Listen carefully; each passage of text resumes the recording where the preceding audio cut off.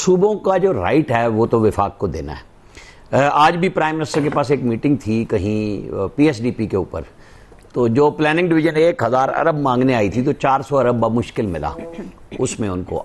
1000 अरब मांगा, एनएचए वालों ने 400 अरब मिला कि पैसे हैं ही नहीं कि आप करेंगे कहाँ से। वो मोटरवेज हैं, दूसरी हैं चीज़ें उनके लिए। एक तरफ सूबों की डिमांड है।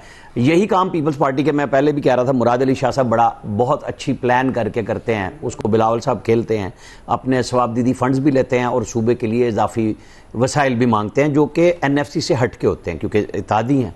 अच्छा, जो गैर इत्तेहादी हैं वहाँ पे भी सारे जाके बैठ गए, वहाँ नून भी बैठ गई कि जी हमें ज़ाहिर है एक वादा किया गया था कि एक्सफाटा का जो स्पेशल फंड होगा चारों सूबे मिल के उसमें हिस्सा डालेंगे, यानी केपी गवर्नमेंट खुद भी और बाकी भी, क्योंकि वसाइल की तकसीम तो सबको चाहिए ना बराबर। इसमें तो कोई मुजायका नहीं है कि आप डिमांड करें कि जी हमें पैसे चाहिए, हमें वसाइल चाहिए। ये विफाक से उनका, और उन्होंने जो मुश्तरका मवादात की कौंसल का इजलास बुलाने का कहा, मैं उसके भी हक में हूँ कि बिल्कुल होने चाहिए और ये फैसले वहीं पे बिठा के सबके सामने होने चाहिए।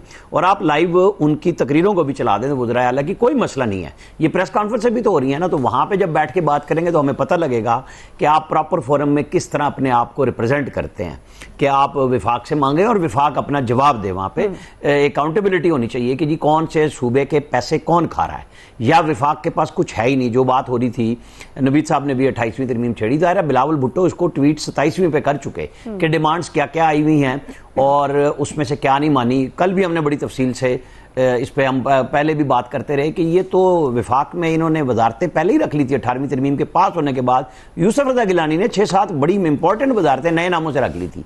तो ये कोई कहानी नहीं है कि जी हम सूबे के वसाइल के ऊपर हैं। जब आपके हाथ में है तो आप अपने पास रखते हैं, और जब आपके पास ना हो तो आप कहते हैं नहीं हमें बड़ी सूबाई खुद मुख्तारी आई हुई है।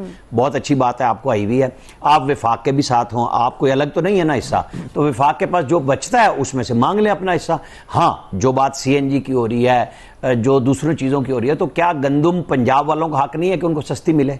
बिल्कुल, जिस तरह केपी का और सिंध का और बलूचिस्तान का हक है, तो पंजाब के लोगों का भी हक है कि जो वो अगर उगा रहे हैं, अगर उसके ऊपर गवर्नमेंट रोकती है, क्योंकि ये तो आजकल बैन है ना, वरना सारी स्मगलिंग ही केपी से होती है। सारी फ्लोर, इतनी फ्लोर मिलें लगी हुई हैं केपी में, क्योंकि वो सारा माल आटा जो है वो अफगानिस्तान ही तो जाता था, जो अब कुछ बैन हुआ है। तो ये चीज़ें हैं, बिल्कुल मुश्तरका मुफादात की कौंसल में ले जाएं कि आपके जो सूबे के हक हैं वो भी लें, दूसरे सूबों का जो हक है वो भी दें, अवाम को साथ लेके चलें। लेकिन जो बयानियां पुलिस, रियासत, फौज, लॉ एनफोर्सेस इदारे लड़ाई लड़ते हैं आपके लिए, हमारे सब के लिए, दहशतगर्दों के खिलाफ, उसमें केपी गवर्नमेंट एक पार्टी बन जाती है दूसरी साइड की।